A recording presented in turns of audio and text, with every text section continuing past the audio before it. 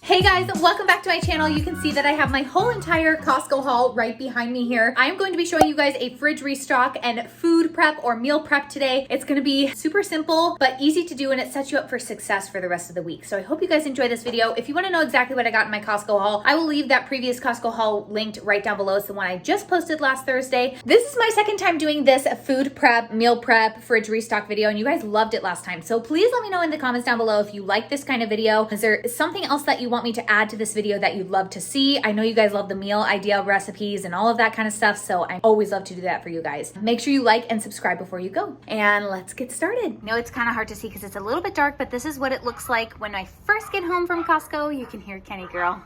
She's barking. She's ready for her mama to come inside. I'm gonna be filling up our food storage first and then taking the rest of it inside to our fridge. I always like to keep a box of some kind of snacks for Logie Bear in our garage so that when we're ready to go, we just grab one of these guys and it's super easy. We don't have to run back inside to grab a snack. Whenever I go to fill my fridge or food storage, I make sure I take off all plastic, anything that keeps them together. That way it's just a lot easier when I'm coming to grab them, like for dinner or anything. So I'm gonna take all of these little connectors off of here.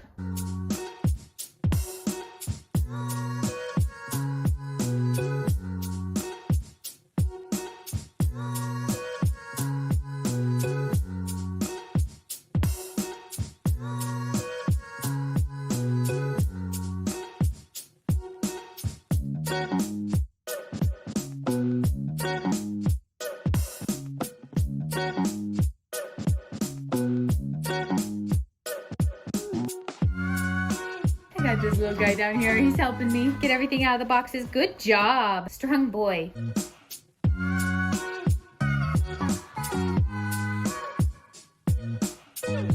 So here is the rest of our haul. That is actually what I just gave Logie Bear for lunch. That's our chicken noodle soup that I just made. I shared that over on my Instagram stories. Super easy to make and allergy friendly. But here's what we've got going on. So I'm gonna go ahead and start restocking the fridge and the freezer with this stuff. So if I had anything that was frozen, that's definitely where I would start. But we have these grass-fed beef Polish sausages, which are actually just hot dogs. And I'm gonna throw 2 of the 3 packs into the freezer, and the other pack is gonna go into the fridge.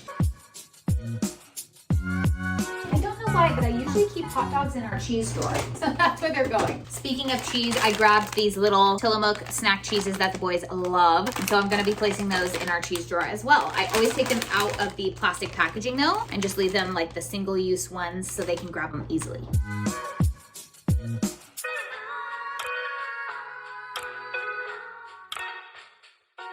So I took out some of these string cheeses to make room for those guys. I'm just going to throw these ones into the freezer for when we need them next.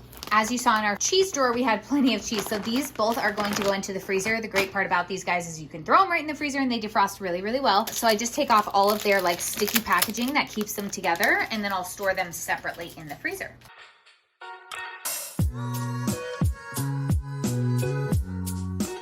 Perfect way to do them in there is to have them going crisscross like that. I have all of our meat cut apart here. Thankfully, they're already pre-packaged, which is really nice. And takes a lot of the effort out of it, especially when you're buying meat in bulk. So I'm gonna throw in all of our ground beef into the freezer and just leave out 1 ground turkey in our fridge. This one will go in the freezer as well.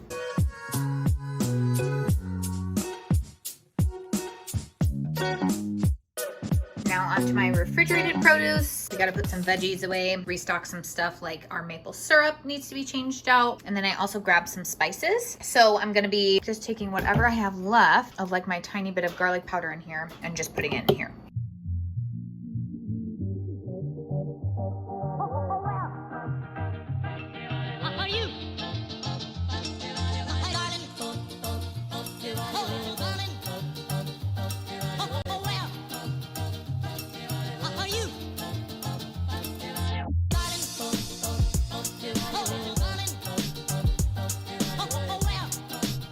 Sometimes with a small fridge, you guys, you gotta make do. I realized that we're not quite ready for our maple syrup yet.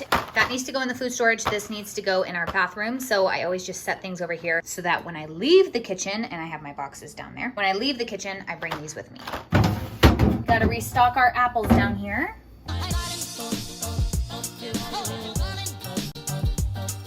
We We have our fruit corner over here that I always like to keep stocked. And right now what we have are some bananas that are getting ready to be made into banana bread. Then we have a current batch of banana bread right there that I like to keep on the counter so that we make sure we use it. And all of these guys are just going to magically appear over there.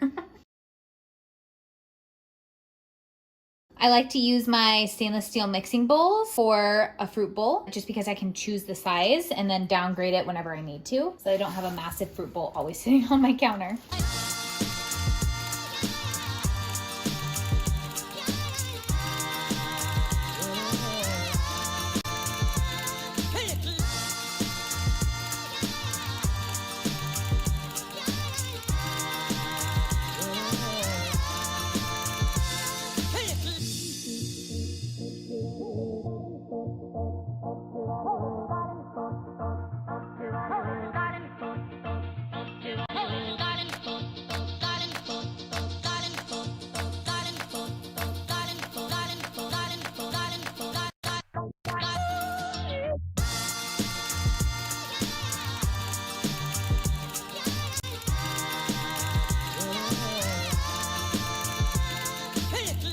Let me show you what we've got in our snack box right now. We have these fruit leathers, a bunch of different flavors. We have the Made Good granola minis. These are the chocolate chip ones, and these are the berry ones. We have a few left down here of like some gummies and just like some things that are hanging around that haven't been eaten yet. These are some of the plantain chips, just already ready and on the go. And then we have a bunch of pouches, like applesauce pouches. Alrighty, you guys, you can see it's the next day. It's actually not the next day. It's a couple days later, and I am finally having enough time to do some food prepping. So I've got my little helper here. Say hi. And we're gonna be doing a few things with prepping, like the fruits and veggies that we got, as well as we're gonna be making some banana muffins today. The very first thing I'm gonna start with is our banana bread, just so I can get it in the oven and get it working. I'm gonna make banana bread muffins, and I only have one muffin tin, which means I'll probably have to do a couple of batches of them. So we're just gonna get it started. 2 cups of rolled oats that have been blended or pulsed into oat flour. And then we have a 1/2 cup of plain rolled oats. You don't want these to be instant oats. Then we need 2 teaspoons of baking powder. 1, 2, great job, buddy. You gonna put the lid back on? Here, go put the lid back on. And we need 1 teaspoon of baking soda. I will leave this recipe linked down below, but it's a recipe for banana bread. So I'm gonna be making the recipe exactly the same, but just putting it into muffin tins, and then I will adjust baking time. And then we need a teaspoon of salt, but I never really measure that. Go ahead. Oh, you wanna measure it? Okay, great job. Can we do a little more? We're just gonna mix that all together. Yeah, that probably doesn't taste very good, honey. And then we're gonna set this aside and work on our wet mixture. This is why I had to get my butt on food prepping because my bananas are like ready, but they'll be super sweet. The more brown you let them go, the more sweet they'll be in your recipe. So we've got 3 medium, really spotty bananas. Yours can be a little less spotty than this and it would be fine. And I'm just gonna use a fork to mash them into a runny texture.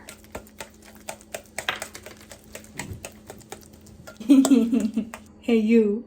Oh, that's probably not very good.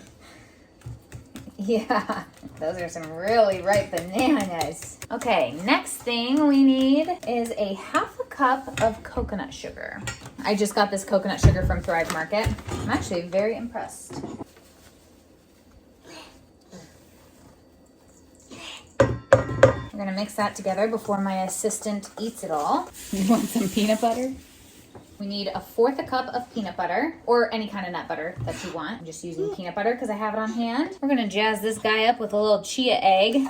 To make a chia egg, super simple. It's just 2 tablespoons of chia seeds and 6 tablespoons of water. Mix it up, let it come to a gelatinous texture like that, and they will act as an egg replacer for you. A totally natural egg replacer, which we love. You gonna mix it? Good job. You need about 2 teaspoons of apple cider vinegar, and if you guys watched me make this last time, I explained what this was for. It just helps any vegan bread get fluffy. And you will not taste the apple cider vinegar at all once it's baked, and then we're just gonna spritz in some vanilla extract. You stirring it? Good job, baby. Good job. Say, I'm 19 months old. Oh, and taste tester. So we're gonna take our dry mixture that we have off to the side and our wet mixture, combine them together. This recipe could not be any more simple. It's good for you. It's got all whole ingredients. And then you guys know I love to have some kind of something in my banana bread, any kind of bread really. Like I like texture. I'd love to put like some walnuts or pecans in here too. But we're doing chocolate chips today. I'm just using these Enjoy Life mini chocolate chips, the semi-sweet ones. You can also use dark chocolate chips. He would like some. I get these on Thrive Market. You can find them in Target too, but they're cheaper on Thrive. I'm just gonna use the rest of the bag. Grab a few before they're mixed in. Batter's all ready to go. Now I need to prep my muffin tin. We're gonna be baking these at 350, so if you haven't already, start your oven. I'm gonna be spraying my muffin pan with avocado oil right here. Time to start filling our muffin pans, tins, things. I'm just gonna eyeball it.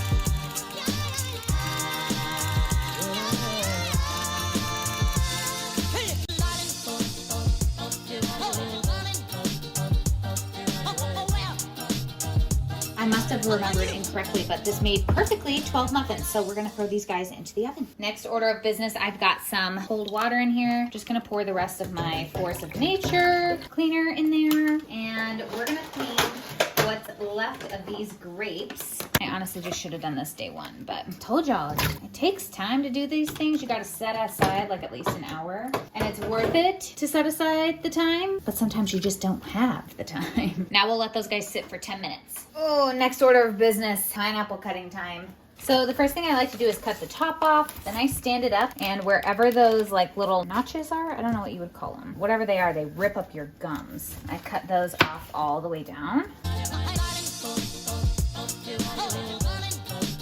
And then I cut off the bottom. If you've never cut a pineapple before, it has a core in the middle. Can you see that little ring? That's the core. So I just like to cut around it. I usually do like 4 sides. And most people don't like eating the core, but you can eat the core, and I love the core. It's just a little bit tougher to eat. So if you want to keep that separate, make sure you keep it separate. Just go in and cut your pineapple however you want to. I prefer not to get it too small though. I like to keep it stored in a Ziploc. You can do a Tupperware as well, but a Ziploc just gives me more freedom to move it around the fridge without worrying about space.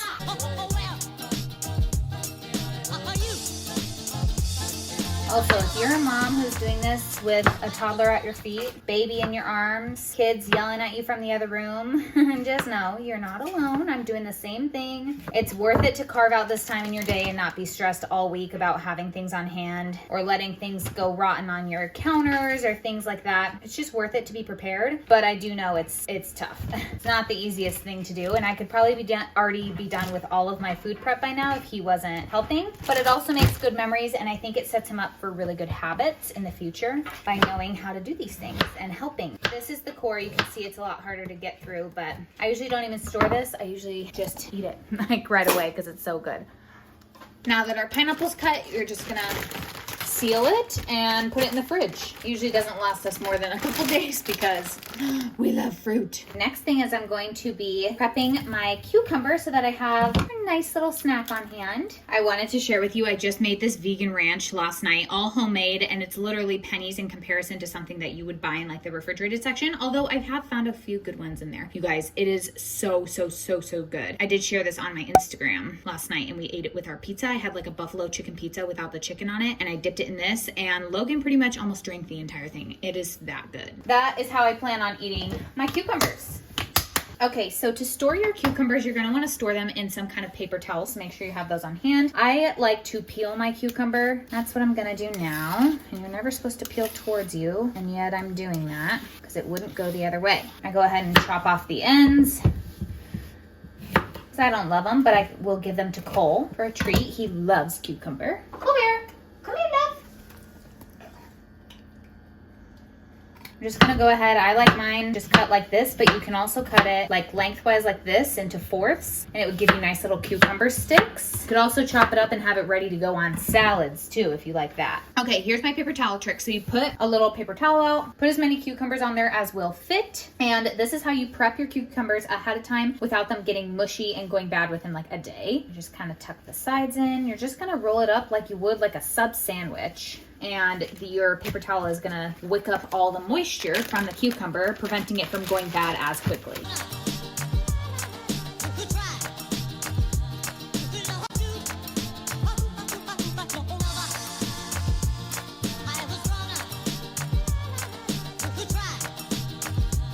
Because I'm doing all this work and I'm still in the middle of food prepping, it's about lunchtime. So I'm gonna be prepping some of these Applegate gluten-free chicken nuggets right here. We're gonna pour in a bag of those. This is also the last day that we can use these veggie bites because they only stay good for 3 days.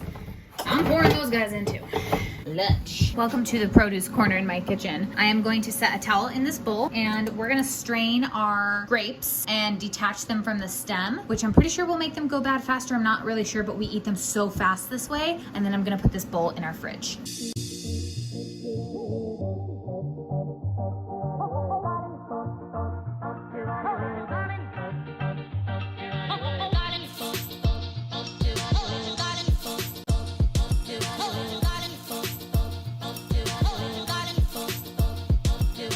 Here's my bowl of fresh grapes about to go into the fridge. And I wish you guys could really see on camera, but you can see way more in person. It is so dirty in this bowl. It is like cloudy. It has some dirt settling at the bottom. It's gross. So wash yo fruit and veggies. Okay, you guys, my muffins ended up cooking for about 25 minutes, which is definitely a lot less than the banana bread. So if you're stressed on time or something, muffins might be a better way to go for you. I'm gonna let them sit in their pan. I just took them out for probably like 5 minutes or something, let them settle, and then I'll put them on a cooling rack.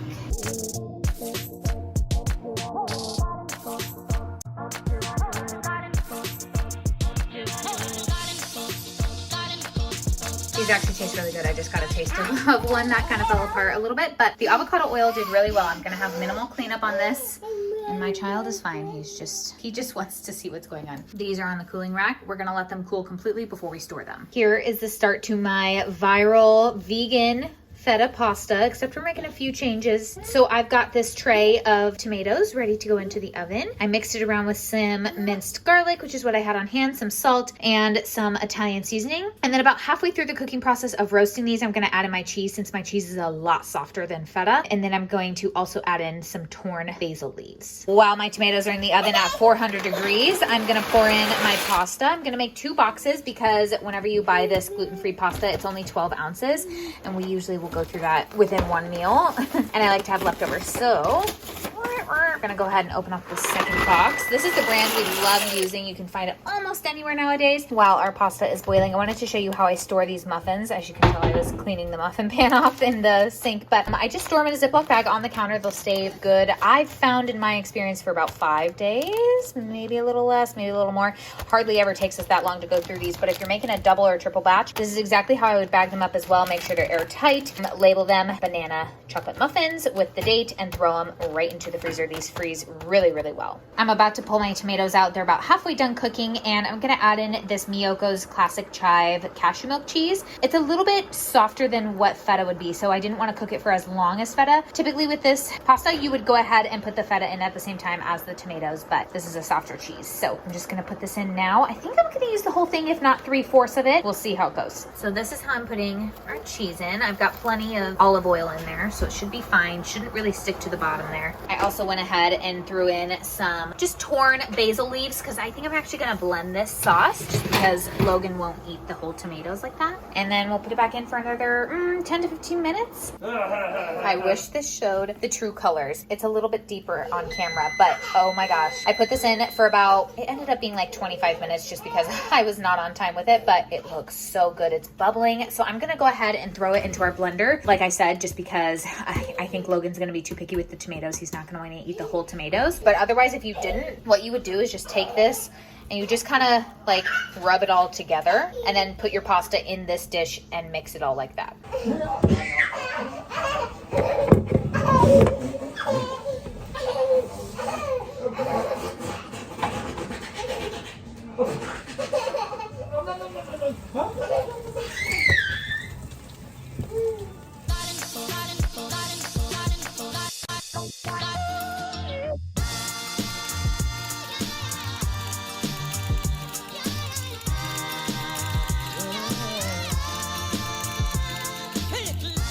This is just the leftover dish. I am gonna go ahead and use it for the noodles and the sauce because it still has some of that flavor in there. So I'm gonna pour the noodles in and then pour the sauce on top. I wish you guys could taste this sauce. Holy cow. It's almost like a vodka sauce. Oh my gosh. We are gonna get every ounce of this sauce out. I'm mainly worried that I don't have enough sauce, but we can always mix it with just a little marinara to stretch it, and then I'll know next time to make more. I'm definitely glad I made the whole block though. The whole block of cheese. This looks so good. Oh my gosh.